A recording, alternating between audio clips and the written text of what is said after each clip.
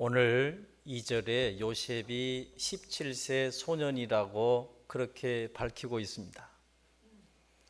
그 17세 소년 요셉이 꿈을 꾸고 훗날 이집트의 총리가 되다 보니 가끔 청소년 수련회를 할 때에 일부 강사들이 요셉처럼 꿈꾸는 자가 되라, 그렇게 말씀을 전해요.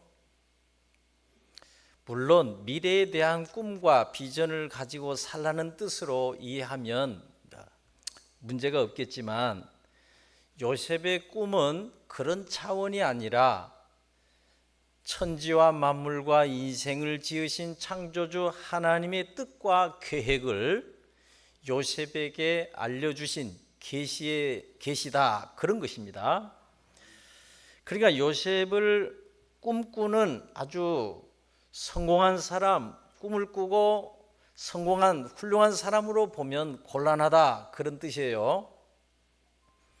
요셉은 꿈을 꾸고 성공한 것이 아니라 항상 요셉의 배후에서 역사하시는 하나님의 뜻과 섭리에 의한 것이다, 그런 거요. 조금 어렵게 말해서 죄송합니다. 결국은 요셉이 애굽의 노예로 팔리는 일도, 애굽의 총리가 되는 일도 하나님께서 야곱의 가족들과 하나님의 언약 백성들을 위한 구원 계획 안에 다 들어 있었다, 그런 뜻이에요. 그러므로 앞으로 이제 이 요셉 얘기를 계속 할 텐데, 요셉 얘기를 하는 동안에 요셉의 배후에서 잘 드러나지 않게 간섭하시고 역사하시는 하나님의 손길을 보셔야 된다, 그런 말씀이에요. 자, 거기다 초점을 맞춰야 돼요. 그러니까 요셉이 통치자가 되는 꿈, 또 요셉이 통치자가 되는 꿈은 요셉이 내가 애굽의 총리가 되고 싶어서 요셉이 원해서 꾼 꿈이 아니라 하나님께서 장차 요셉을 통해서 이루실 일을 요셉에게 알려주시고 계시한 것뿐입니다. 그러니까 꿈을 하나님의 말씀처럼 여기는 것은 위험합니다. 절대로 안 돼요. 어떤 꿈을 꿔도 하나님의 말씀보다 앞설 수는 없습니다. 아주 확실히 하셔야 돼. 야곱에게는 레아와 라헬, 그리고 그 레아와 라헬의 몸종이었던 비라와 실바, 4명의 아내가 있었어요. 첫 2명까지 해서. 근데 요셉은 그 중에서 야곱이 가장 사랑했던 라헬의 소생이에요. 그런데 2절에 보시면 그 요셉이 비라와 실바가 낳은 이복 형들과 함께 양을 치고 있었다, 그런 거예요. 그러면서 형들의 잘못을 아버지에게 다 일러 바쳤다, 그렇게 나와요. 그러니 요셉의 이복 형들과 요셉이 사이가 좋을 리가 없죠. 자기 허물과 실수를 자꾸 아버지한테 고자질을 하는데 누가 좋아하겠어요, 요셉을. 그러죠? 벌써 주무시네. 거기에 3절에 보시면 야곱은 이 요셉을 지나치게 편애를 해요. 이유는 이해가 돼요. 노년에 얻은 아들에다가 요즘으로 말하면 늦둥이 중에 늦둥이. 그러다 가장 자기가 사랑했던 라헬의 소생에다가, 그리고 요셉의 어머니 라헬이 막내 베냐민을 낳고 죽어요. 그러니까 요셉은 어려서부터 어머니 없이 성장한 거예요. 그러니 그런 요셉을 야곱이 더 사랑할 수밖에 없었다, 그런 거예요. 그렇지만 야곱에 대한 편애는 다른 형제들의 마음에 깊은 상처를 남겼을 것이다, 저는 그렇게 봐요. 거기에다 당시의 왕족들이나 입는 채색 옷을 요셉에게 지어 입혔다, 그 말은 아주 편애가 그냥 드러났다, 극대화됐다, 그런 뜻이 돼요. 잘 생각해 봐요. 그래서 4절에 아버지가 형들보다 요셉을 더 사랑을 보고 요셉을 미워하여 평안하게 말을 할 수가 없었다 그러고요. 5절에는 요셉이 꿈을 꾸고 형제들에게 말하자 더욱 미워했다 그랬어요. 요셉은 아버지가 가장 사랑하는 라헬의 자식이지, 형들은 빌하와 실바 첩의 자식이지, 요셉은 그 형들의 허물을 아버지에게 일러 바치지. 그래도 미운 털이 박힌 요셉에게 아버지는 또 채색 옷을 지어 입히지. 그러니 요셉의 형들은 편애하는 아버지와 또 눈치 없는 요셉을 보면서 말은 못하지만 마음의 상처가 많았다 그런 거예요. 그렇게 미워 죽겠는데 요셉이 꿈을 꾸고 형들에게 그런 거예요. 밭에서 우리가 곡식단을 묻는데 내 단은 탁 일어서고 당신들의 단이 내 단을 둘러서 절을 하더이다. 이 꿈 얘기를 하자 성경은 더욱 미워하였다 그랬어요. 그야말로 불난데 부채질하고 기름을 붓고 말았어요. 이 꿈 얘기는. 그러다 보니 8절에 형들이 그럽니다. 그래, 네가 우리 왕이 되겠느냐, 참으로 우리를 다스리겠느냐, 아주 폭발을 했다 그 말이에요. 그래서 그의 꿈과 그의 말로 말미암아 그를 더욱 미워하더니 그랬어요. 자, 그리고 9절 10절에 보시면 요셉이 또다시 꿈을 꿔요. 두 번째 꿈을 꾼데 해와 달과 별 11별이 내게 절하더이다. 이렇게 두 번째 꿈을 얘기하자 11절에 그 형들은 시기하되 아버지는 그 말을 간직에 두었더라 그랬어요. 자, 내용 잘 알겠죠? 그러니까 아버지 야곱의 편애로 인한 자식들의 마음의 상처와 눈치 없는 요셉의 고자질과 요셉이 아주 큰 자가 되고 다스리는 자가 되고 통치자가 되고 리더가 된 것이라는 두 번의 이 꿈 이야기는 형들의 마음의 상처와 비교의식과 열등감을 아주 자극을 했고, 그래서 형제들은 요셉을 죽이기로 작정을 하고 계획을 세우고 결국은 큰아들 르우벤의 만류로 이집트의 종으로 노예로 팔아버리는 그런 시기와 질투와 미움과 분노의 감정으로 발전하게 되었다 그런 거요. 잘 이제 여기서 생각해야 돼요. 여러분, 사랑을 받는 자가 미움도 받는 거예요. 사랑을 받는 자가 시기와 질투의 대상이 되기도 하는 거예요. 여러분이 망한데 누가 시기 질투하고 누가 미워한다요? 여러분이 잘 돼봐. 그러면 뭔가 이상한 인간들이 나타나. 그래서 뭔가 배가 아프고 시기하고 질투하고 이런 사람이 나타난다니까요. 사랑받는 자가 미움도 받는다니까요. 더 사랑받는 자가 더 많은 시기와 질투와 미움을 받는 거예요. 그래서 오늘도 더 미워하였다라가 계속 나와요. 하나님 아버지의 사랑을 많이 받는 자를 사단은 싫어하고 사단은 시기하고 질투하고 미워하는 거예요. 잘 생각하셔야 돼.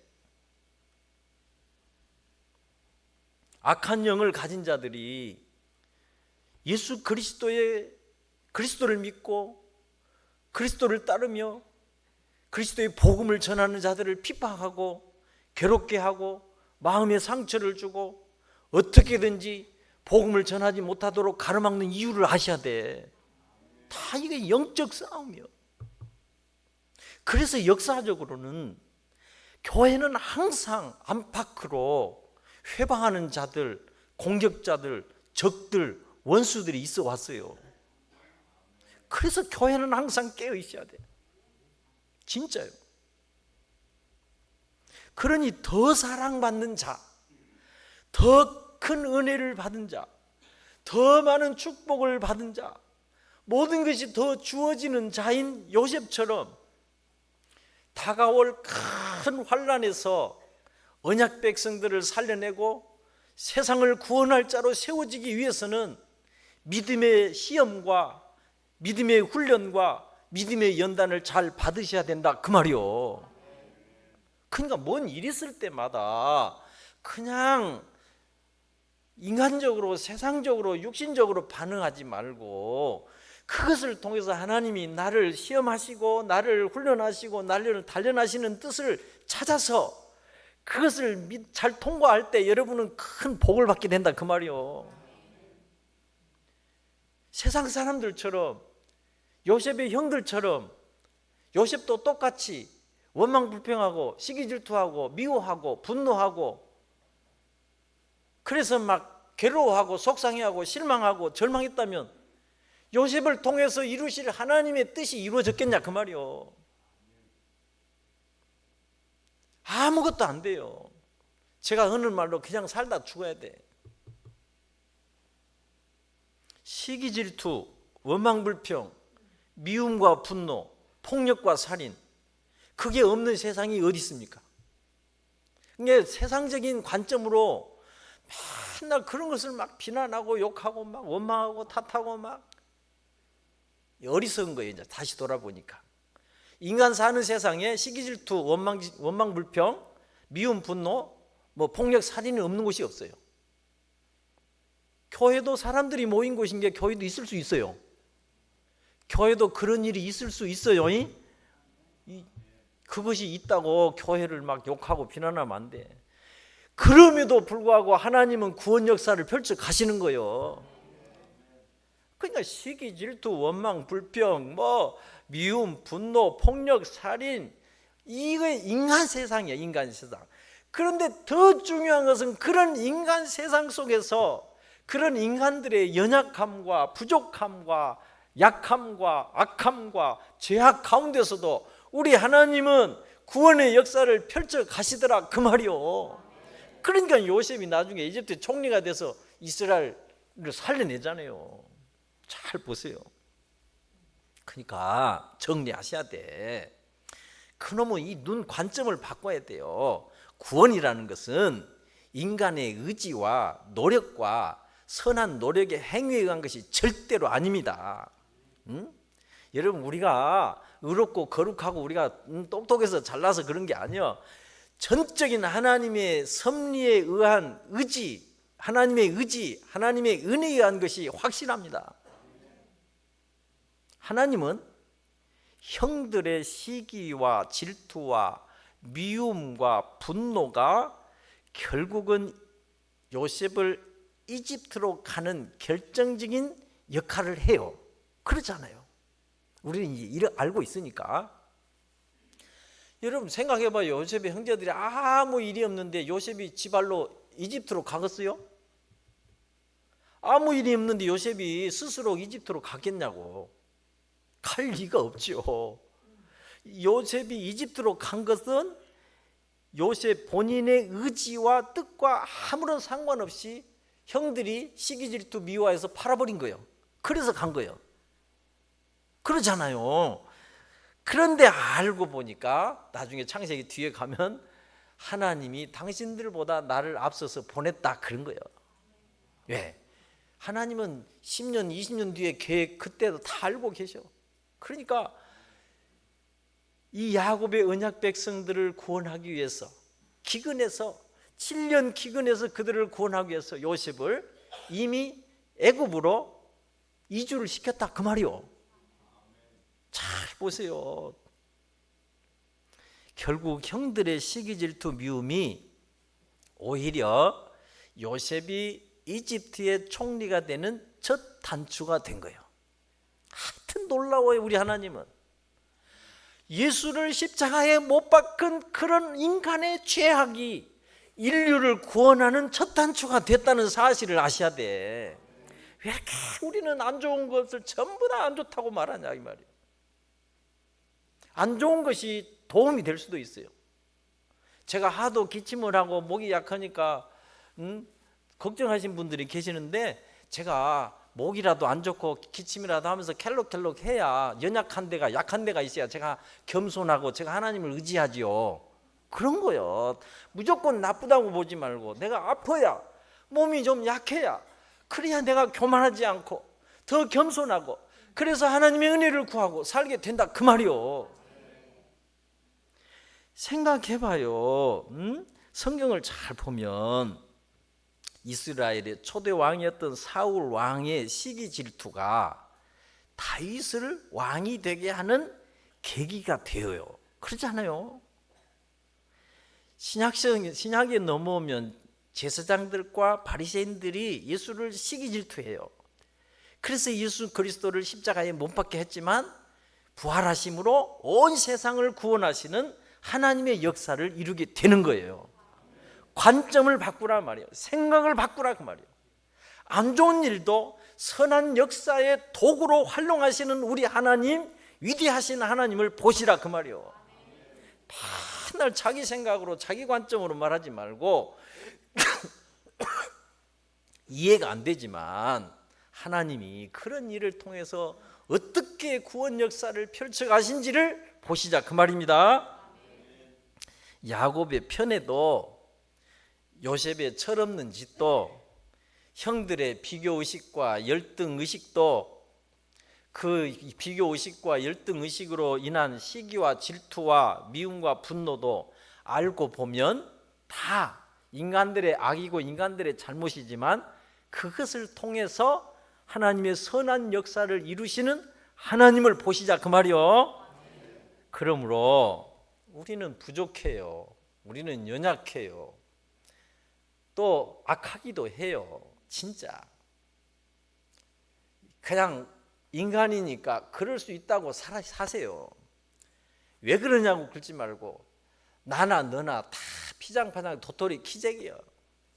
조금 더 나을 수 있고 조금 덜 할 수 있죠. 그러나 그거는 하나님 앞에는 중요한 게 아니에요. 우리는 연약해요. 부족해요. 약해요. 죄악과 실수에도 불구하고 그 모든 것들을 선한 역사로 바꾸시고 구원 역사를 펼쳐가시는 그 하나님을 매 순간마다 믿고 의지하고 붙들고 사는 것이 우리가 할 수 있는 전부인 거예요. 죄송합니다. 우리는 진짜 아무것도 아니에요. 진짜 말로만이 아니라 그러니까 전능하시고 온전하시고 10년, 20년, 100년 뒤에 모든 것들을 아시는 하나님, 그런 하나님을 매 순간 믿고 의지하고 붙들고 사는 것이 우리가 할 수 있는 일이에요. 전부요. 그것이. 그걸 우리는 믿음이라고 표현한 거예요. 우리는 그런 하나님을 믿는 거예요.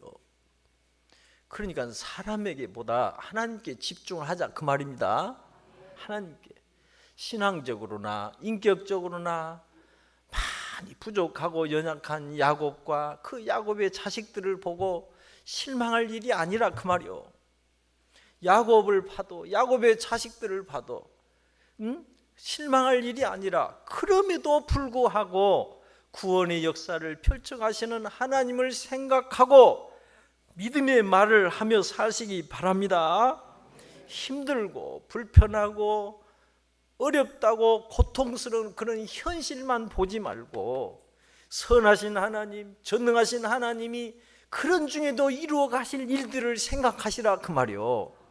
너무나 짧은 인간의 소견으로 너무 쉽게 판단하고 결정을 내리지 말고 너무 쉽게 포기하고 가볍게 말하지 마시고 정말 전능하신 하나님, 위대하신 하나님, 인간들의 죄악 속에서도 구원 역사를 펼쳐가시는 하나님, 그런 하나님의 기쁘신 뜻이 어디에 있는가, 그 하나님의 손길이 어떻게 작동하고 있는가를 기도하면서 보시라 그 말이요.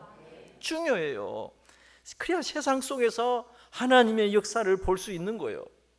여러분의 인생을 여기까지 그렇게 요셉의 배후에서 세심하게 역사하시는 하나님의 손길이 있었듯이 우리의 인생의 배후에서 오늘 이 자리까지 여러분을 인도하시는 하나님의 역사의 섭리의 손길을 볼 수 있어야 된다 그 말이요. 그러면 인생이 달리 보이고 세상이 달리 보이는 거예요. 그래야 인생과 삶의 비밀을 풀어갈 수 있어요. 하나님의 구원 역사 없는 인생은 의미가 없어요. 먹고 사는 거 다 살아요. 살아.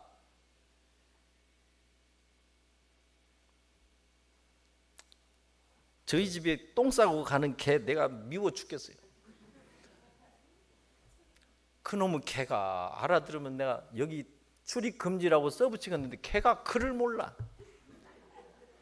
여러분, 우리가 하나님의 역사를 모르면 똑같은 거예요. 똑같은 거예요. 다르지 않아요. 오늘 11절 말씀대로 형들은 시기하되 아버지 야곱은 그 말을 물론 혼냈지만은 간직해 뒀대요. 자식들이 서로 시기하고 질투하고 미워하고, 그러니 인간적으로 아버지 야곱이 얼마나 힘들고 복잡했겠어. 내가 봐도 야곱이 마음이 편치 않았을 거예요. 그런데 그런 상황에서도 야곱은 요셉의 꿈 이야기를 간직해 뒀대요. 그것은 무슨 뜻이냐? 하나님의 뜻과 계획이 있음을 야곱이 생각했다 그 말이요. 그러니 여러분도 어떤 일이 있어도 어떤 일이 있어도 하나님의 언약의 말씀을 간직하고 붙들고 사시기 바랍니다. 여러분, 누가 아벨을 죽였어요? 우리 창세기 해온 동안에 누가 아벨을 죽였어요? 형 가인이 죽였어요. 누가 야곱을 죽이려고 했어요? 형 예서가 죽이려고 했어요. 누가 요셉을 죽이려고 했어요? 요셉의 형들이 죽이려고 했어요. 누가 다윗을 죽이려고 했어요? 장인어른 사울 왕과 다윗의 아들 압살롬이 다윗을 죽이려고 했어요. 누가 예수님을 죽이려고 했는가 생각해봐요. 헤로드 왕과 대제사장들과 바리새인들, 유대인들. 그러니까 시기, 질투, 미움, 분노는 가장 가까운 사람들에게 하는 것이다 그 말이에요. 내가 그 말 하고 싶어서. 나와 멀리 떨어져 사는 사람, 나와 아무런 상관이 없는 나도 모르는 사람한테 내가 시기하고 질투하고 미워하지 않아요. 잘 보셔야 돼. 그래서 교회 안에는 시기, 질투, 미워하는 이들이 있어요. 왜? 가까우니까. 여러분, 나하고 상관없는 나도 모르는 사람을 내가 시기, 질투할 수가 없어요. 성경을 보니까 다 가족 안에 안에서 가까운 사람들이 다 시기, 질투하고 미워하고 막 그랬어요. 다 잘 보세요. 그렇게 생각해봐요. 아무리 그 인간들이 그래도 하나님의 언약 백성인 야곱에게 약속하신 하나님 나라를 이루어 가시는 하나님의 구원 역사와 축복의 역사는 멈추지 않았고 계속되고 있다 그 말입니다. 아무리 시기, 질투, 미움의 영이 있어도 그보다 더 강력하게, 더 분명하고 확실하게 진행이 된 것은 하나님 뜻이고 하나님의 계획인 거예요. 여기다 초점을 맞춰야 돼요.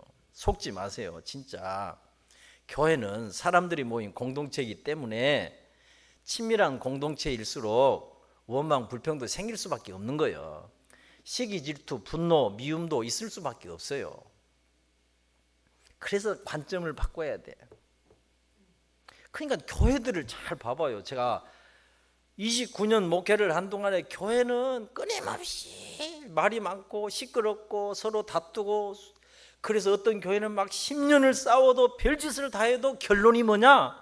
제가 보니까 결론은 뭐냐? 하나님은 여전하시더라 그 말이요. 아이고, 인간들 지지고 보고 별짓을 다 해도요, 그 인간들 어디 있는가 찾아보시오. 교회만 영원하고 하나님만 영원해. 사람이 아무리 입이 열렸다고 별말을 다 하고 살고 별 고집을 다 부리고 살고 별 주장을 다 해도요, 인간은 소멸되고 하나님과 하나님의 말씀만이 영원한 거요. 그걸 모르는 사람들이 주제넘는 짓을 하면서 사는 거요. 잘 보셔야 돼. 세상을 보여야 돼. 그러니까 나는 여러분에게 주장하고 싶은 거요, 하나님과 하나님의 진리를 추구하며 삽시다. 진리는 변하지 않는 거예요. 변한 것은 진리가 아닌 거예요. 진리는 영원한 거예요. 변하는 것은 진리도 아니고 변하고 소멸되는 존재는 하나님도 아닌 거예요. 그러니까 이단 사상에 속으면 안 돼요. 수천 년이 지나도 여러분 생각해 봐요. 하늘이 여전히 오늘 또 하늘이듯이 하나님이 그렇고 하나님의 진리가 그렇고 하나님 나라가 그렇고 하나님의 언약 백성이 그런 거예요. 그 진리의 토대 위에 세워진 인생이 견고한 것이고 그 진리의 토대 위에 세워진 교회가 하나님 나라가 되는 거예요. 진짜 그래서 저는 말씀과 기도로 이제 모든 마무리를 지으려고 한 거예요. 그거 벗어나서 아무리 뭐 잘해봐야 소용이 없어요. 의미가 없어. 다 모래 위에 지은 집과 같은 거예요. 지금은 괜찮아요. 이 세상이 하나님의 교회를 미워하고 성도들이 서로 시기 질투 미워하고 분노하며 살 수 있어요. 그리고 또 사역자들을 미워하는 것도 이런 것은 성경을 다시 정리해 보니 다 그건 가인의 영이고 에서의 영, 에돔의 영이고 그런 거예요. 잘 보세요. 그러니까 영이 그리스도의 영, 성령, 하나님의 영으로 충만한 사람이 그럴 수 없어요. 그래서 창세기 4장에서 보여 가인이 분하여 동생 아벨을 쳐 죽였습니다. 그 가인의 분노의 살인과 분노와 살인의 뿌리가 아벨에 대한 미움이었고 아벨에 대한 미움의 뿌리가 바로 시기 질투였어요. 그걸 하셔야 돼. 이게 경쟁심, 비교의식, 열등감이 시기 질투를 불러오는 거예요. 제가 이 얘기를 왜 하냐? 그냥 이것을 우리가 어떻게 해결할 것인가? 제가 이제 마지막 끝날 때 말씀드릴게요. 그냥 하나님으로 충만해야 돼. 하나님은 그런 가인에게 죄가 내 문 앞에 지금 엎드려서 너를 노려보고 있다. 그러니 죄가 너를 원하고 있지만 너는 죄를 다스리라 그래요. 다스리는 방법이 뭐냐? 사도 바울이 복음을 전할 때 바울을 괴롭히는 사람들이 누구냐? 이방인이 아니라 유대인들이었어요. 우리가 사도행전 했잖아요. 사도행전 17장에 보면 17장 5절에 보면 유대인들은 시기하여 불량한 사람들을 데리고 와서 시끄럽게 소동했다 그렇게 나와요. 사도행전 17장 13절에도 데살로니가에서 있는 유대인들이 바울이 베레아로 가니까 베레아까지 쫓아와서 무리들을 움직여서 시끄럽게 했다 그런 말이 사도행전 17장 13절에 나와요. 그 이유가 다 시기. 그렇게 무서운 거예요. 시기. 그러니까 당시에 유대인들이 가지는 특권, 하나님의 백성이라는 특권, 또 그 복음을 이방인들에게 나눠준 것을 유대인들이 싫어한 거예요. 어느 정도 싫어했냐면 사도행전 17장을 봐요. 깡패를 동원해서 회방을 놓은 거예요. 바울이 가는 곳마다. 데살로니가에서 베레아는 약 추석을 보니까 75km래. 75km면 거의 2시간 가야 돼. 자동차를 타고도. 그런데 자동차도 없던 시절에 데살로니가에서 베레아까지 쫓아와서 회방을 놓는 열정이 어디서 온 거냐? 시기에서 왔다. 시기. 아이고 참말로. 사울은 천천히요. 사울이 죽인 자는 천천히요. 다윗이 죽인 자는 만만히로다. 이 말을 들은 사울 왕을 봐도 경쟁심, 열등감, 비교의식 이것이 시기심을 불러와요. 그 시기심 질투는 결국 다윗을 죽이기 위해서 군대까지 동원해서 끝까지 다윗을 쫓아다닌 거예요. 그렇게 무서운 거예요. 그러니까 뭐 그러잖아요. 여자가 한을 품으면 온유월에도 썰이가 내린다. 그런 말도 비슷한 거예요. 조심하세요. 조심. 여자 조심. 조심해야 돼 진짜. 한을 품으면 막 끝까지 쫓아온다는 게 지구 끝까지. 어떤 사람은 막 그러더라고. 나 이런 말 들어봤어요. 내가 무덤을 파갖고 막 그냥 무덤까지 파본대. 와 무섭대요. 이 시기 질투심에 붙들리면요 끝까지 그 사람을 경계하고 그 사람을 미워하게 돼 있어요. 정말 중요한 것은 아무리 사람이 그럴지라도 하나님의 역사와 섭리를, 구원 역사를 막을 자가 없다 그 말이요. 그러니까 그냥 가요, 가. 직진. 고소득 칠 때만 고하지 말고 그냥 고, 믿음으로 고 하면 다 하나님이 나중에 정리정돈해요. 다 해결해. 진짜요. 하여간 인간이 살아가는 세상에 별짓이 다 있어요. 시기, 질투, 경쟁심, 대결, 미움, 원망, 불평, 갈등, 다툼, 분열 없는 것이 없어요. 그런데 그런 것들이 자기 자신을 무너뜨리고 형제를 무너뜨리고 이웃을 무너뜨리고 공동체를 파괴한다는 사실을 아셔야 됩니다. 그런데 그런 역사 속에서도, 그런 인간의 역사 속에서도 구원의 역사를 이루어 가신 분이 바로 우리 하나님이시다 그 말이요. 그래서 사도행전 7장에 보면 9절 10절에 스데반 집사를 통해 이렇게 증언해요. 여러 조상이 요셉을 시기하여 애굽에 팔았더니, 여러 조상들이, 그러니까 그 믿음의 형제들이 시기하여 요셉을 시기하여 애굽에 팔았더니 하나님이 그와 함께 계셔서 그 모든 환난에서 건져내사 애굽의 바로 왕 앞에서 은총과 지혜를 주심에 바로가 그를 애굽과 자기 온 집의 통치자로 세웠느니라. 스데반 집사도 알고 있었어요. 하나님이 그렇게 하신 일을. 스데반 집사도 알고 있었다니까. 왜 이렇게 아멘을 하니까. 그러니까 시기와 미움을 받아 죽을 생명의 위기에 처한 요셉을 건져주신 분이 우리 하나님. 그런 요셉에게 지혜와 은총을 주셔서 꿈대로 애굽의 통치자로 세워주신 분이 바로 우리 하나님.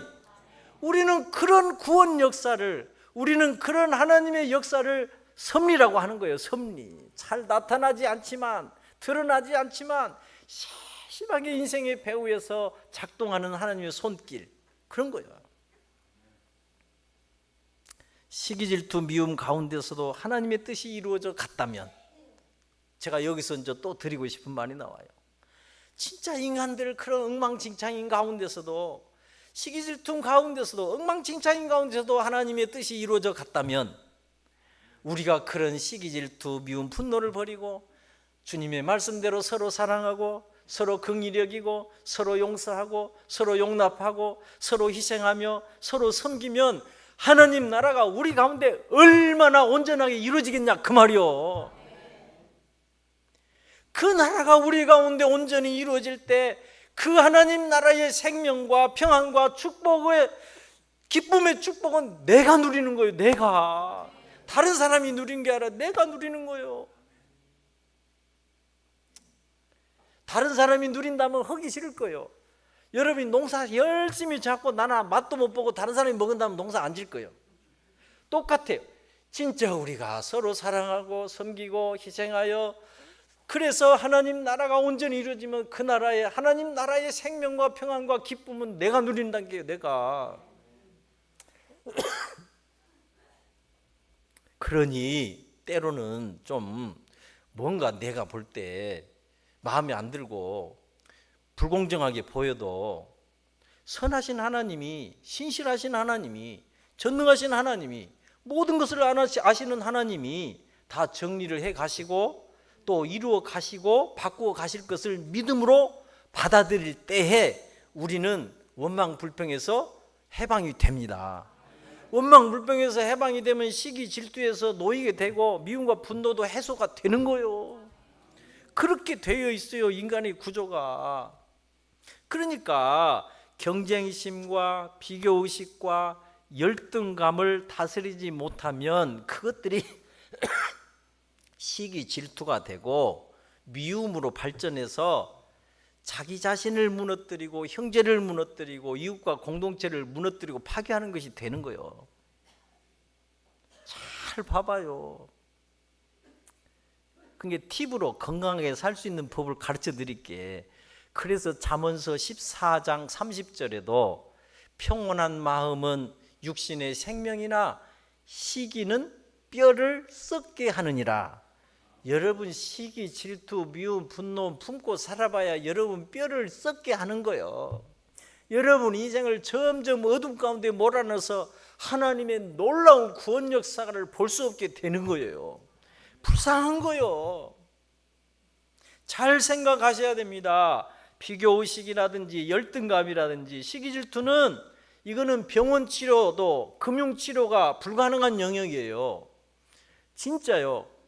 여호와는 나의 목자시니 내게 부족함이 없으리로다.